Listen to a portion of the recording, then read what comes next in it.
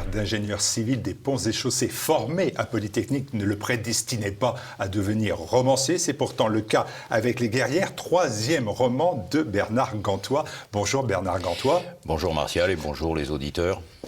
Les téléspectateurs TV Liberté qui vous connaissent, le mode étant roman d'anticipation, vous nous emportez, vous, vers l'année 2056. La France, depuis 2027, vit sous la charia. Nous sommes donc dans l'après-soumission du roman de Houellebecq.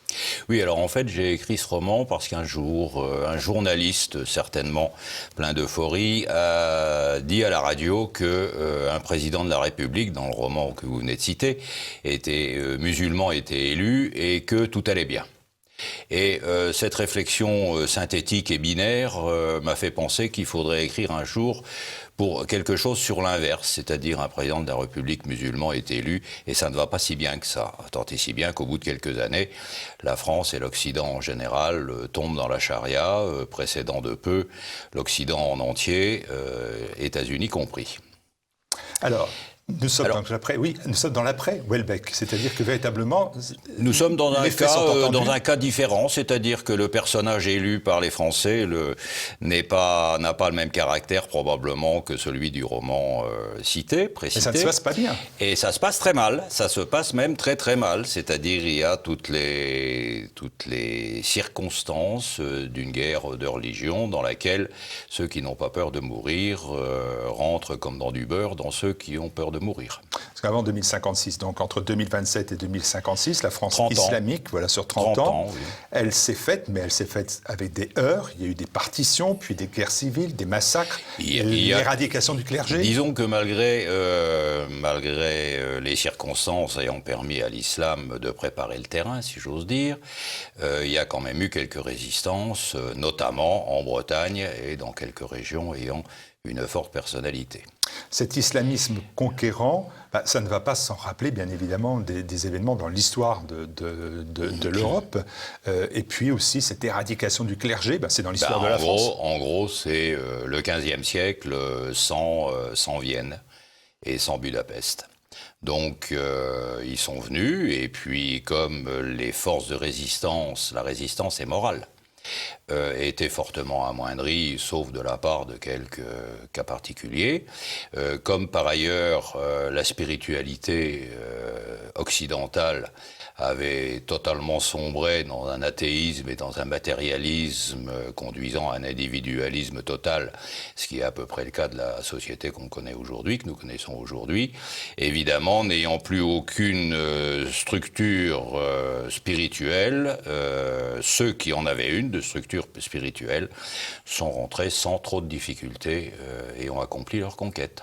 Est-ce que vous n'entrevoyez pas la possibilité, comme ça a été en Espagne, dans l'histoire, la présence arabe vienne petit à petit s'adapter aussi au sol hispanique? Je pense que la présence arabe, la présence musulmane, parce qu'il n'y avait pas que des Arabes quand même, la présence musulmane en Espagne a été souvent décrite comme une espèce d'Éden sympathique où tout le monde vivait ensemble. En fait, les dernières études qui ont été faites sur la question prouvent que c'était pas du tout ça et que c'était une application tout à fait stricte des préceptes du Coran. Néanmoins, il y a une forme d'art qui est née. Et puis quand même, c'est en Espagne que M. Maïmonide a écrit ses textes les plus virulents. Alors dans votre ouvrage, il y a une large part qui est consacrée à la critique sous-jacente des politiques du XXe et même du XXIe siècle, à la démission du clergé. Vous parlez du pape des migrants. Mais en fait, ce que vous estimez plus encore, c'est le vide spirituel qui a mené à la situation que vous décrivez pour 2060. Si vous voulez, il n'y a pas de circonstances particulières qui ne soient pas le résultat de problèmes au niveau supérieur. Ce n'est pas moi qui ai dit, c'est M. Roosevelt qui a dit, bien avant la guerre, en politique, ouvrez les guillemets, en politique, rien n'arrive par hasard. Fermez les guillemets. Donc, si vous voulez, l'origine de la conquête musulmane qui arrive en 2027-2030, c'est la castration de la société française, de son berceau spirituel qui est le catholicisme. Castration qui remonte en gros à 1789.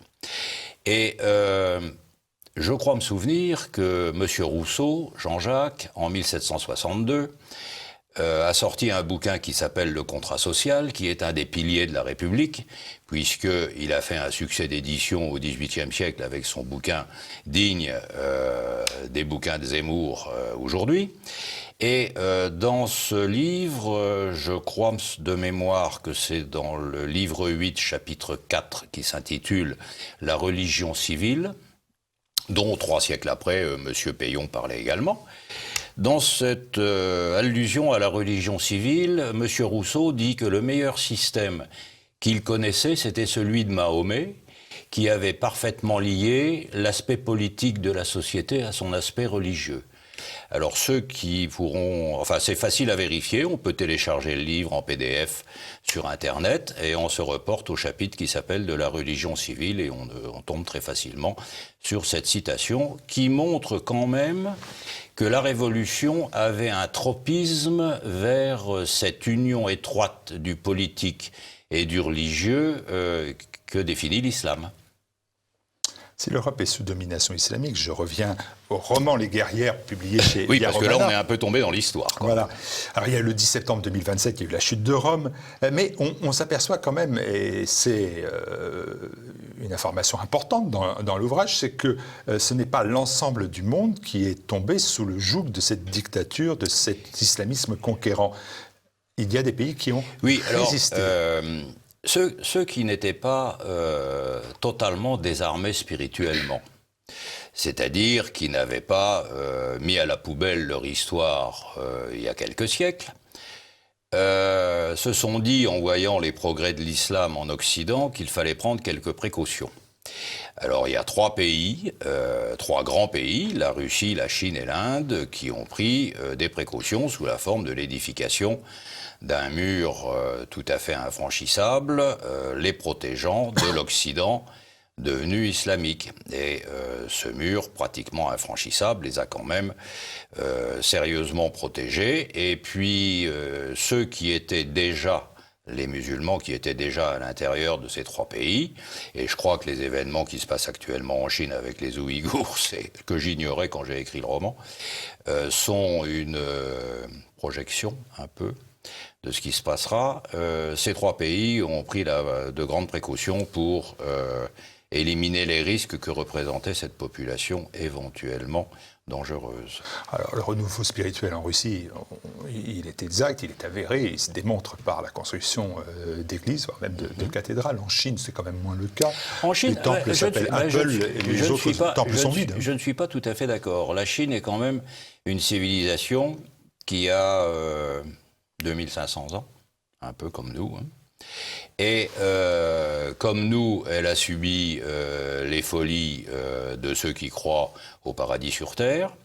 Et je pense qu'après une apogée de cette philosophie athéiste et matérialiste sous Mao, elle est en train petit à petit de revenir lentement, mais rien ne va vite en Chine, progressivement à ses valeurs culturelles. Et je ne suis pas du tout certain que ce mouvement-là ne va pas s'accélérer. Parce que je pense que quand même, d'abord le dirigeant chinois s'est débrouillé pour avoir une situation politique lui permettant de régner jusqu'à sa mort. Donc on ne peut pas dire que ça soit formellement une monarchie, mais c'est quand même un peu ça. Ce qui donne quand même le temps à ce personnage de modifier en profondeur son pays, et je pense qu'il a compris que le retour aux sources spirituelles était important. Quant à l'Inde, elle a des ressorts spirituels extrêmement importants qui, eux, existent encore, qui n'ont pas été démolis par l'athéisme matérialiste. En Europe, jusqu'en 1989, il y a un mur, c'est celui de Berlin. On le considère comme un facteur de discrimination, un facteur totalitaire de visualisation du totalitarisme. Et les forces libres et indépendantes combattent ce mur. Aujourd'hui, il faut considérer qu'un mur, c'est un acte de stabilité, finalement. C'est un mur, le mur de Berlin était totalement différent, puisque c'était le dictateur qui voulait empêcher la fuite des gens qui cherchaient la liberté, tandis que le mur qu'il y a dans les guerrières, c'est les gens qui sont du côté de la liberté, qui cherchent à avoir le moins d'ennuis possible avec les dictateurs. C'est ce que dit Trump pour son mur. En gros, le mur a été conçu pour des raisons inverses de celui de Berlin. D'accord, donc c'est un facteur de stabilité. C'est un facteur de stabilité. D'ailleurs, sans dévoiler l'histoire du roman, les personnages qui permettent de changer la situation profitent de la stabilité que ce mur apporte dans ce que j'appelle le monde libre, du moins dans le roman et dans les années 2060, c'est-à-dire la Russie, la Chine et l'Inde. Alors, puisqu'on parlait des personnages, c'est vrai que dans votre roman, il n'y a pas de sens de l'histoire. Alors, je voudrais dire quand même un dernier mot sur le monde libre. Alors, évidemment, beaucoup de personnes m'ont dit « Vous êtes quand même un peu gonflé de dire que la Russie, la Chine et l'Inde sont les représentants du monde libre. » Mais ce à quoi je réponds que la liberté est une notion relative. On est toujours plus libre que le voisin. Donc, indépendamment de l'évolution de ces trois pays vers plus de liberté, pour des raisons de nécessité économique, parce que l'économie se développe quand il y a un peu plus de liberté. Donc, ils vont de toute façon évoluer vers plus de liberté, je parle par rapport à la situation actuelle. Mais s'ils étaient, eux, dans une relative liberté par rapport à la dictature absolue qu'est la charia, c'est le monde libre. Il n'y a pas d'absolu de liberté. Et la liberté, c'est toujours une relativité par rapport à quelque chose d'autre. Et dans le cas particulier d'un Occident supposé soumis à la charia, totalement soumis à la charia, effectivement, même des pays relativement peu libres, au sens où nous l'entendons aujourd'hui, seraient le monde libre. Bon.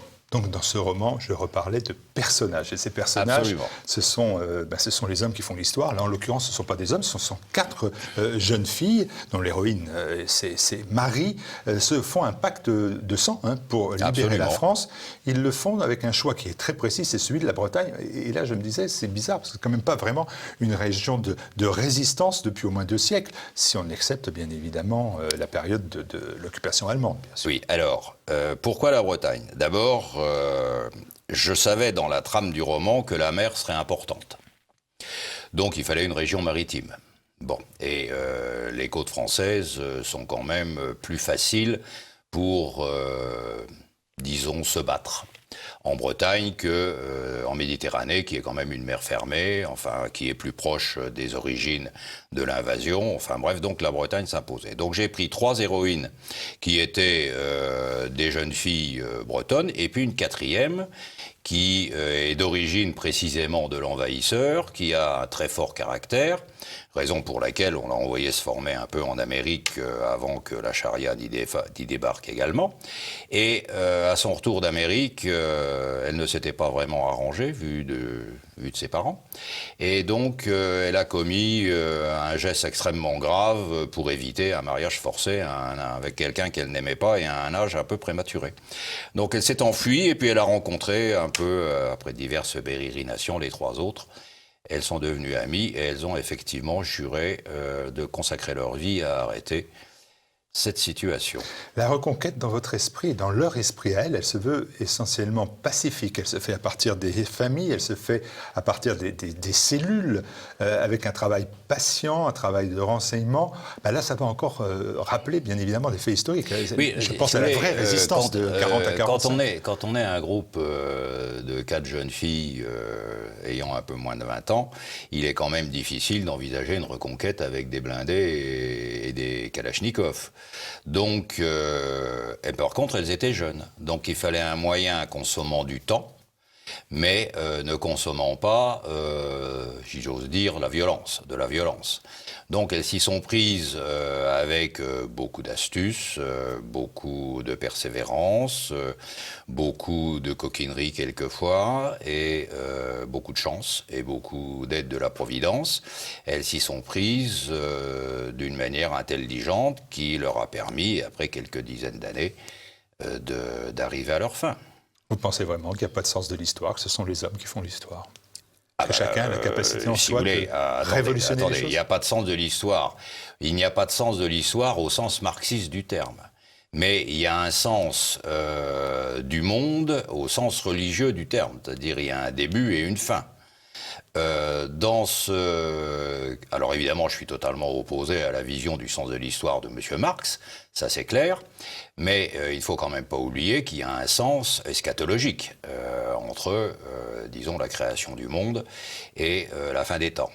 Donc, dans ce cadre-là, l'importance des actions individuelles est absolument essentielle. Et exemple, Napoléon, il n'y aurait pas eu la France à l'issue de l'Empire, n'aurait pas été la même si Napoléon avait été le général Boulanger. La reconquête, elle se veut pacifique, mais elle se veut aussi optimiste, parce qu'avec vos guerrières, vous partez du principe, essentiel d'ailleurs, que l'islamisme radical, conquérant, celui que vous dénoncez, qui a pris le pouvoir en Europe, eh bien, il peut reculer. C'est en cela que vous êtes finalement l'anti-soumission de Houellebecq. C'est-à-dire que, d'abord, il y a un point, je ne sais pas faire un bouquin qui finit mal.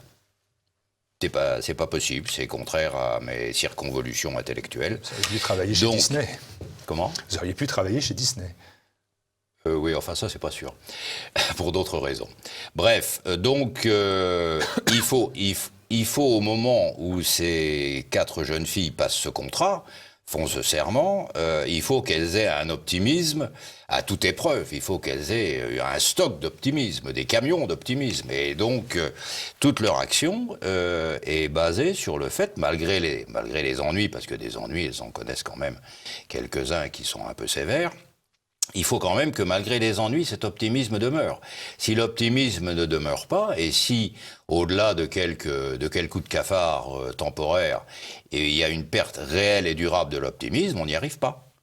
Donc l'optimisme, c'est une condition sine qua non du succès, même s'il y a des ennuis circonstanciels. Bien sûr, cette reconquête pacifique, elle se fait aussi sur des valeurs spirituelles importantes. C'est une place essentielle dans votre livre, avec bien évidemment un principe qui est celui de la conversion. La victoire, elle passe pour vous par la conversion. D'ailleurs, il y a un personnage central aussi du livre, qui est Samir, qui est le ministre de l'Intérieur et du Renseignement, qui va se convertir. C'est une conversion qu'il faut qu'elle soit totale. On pense à Charles de Foucault, par exemple.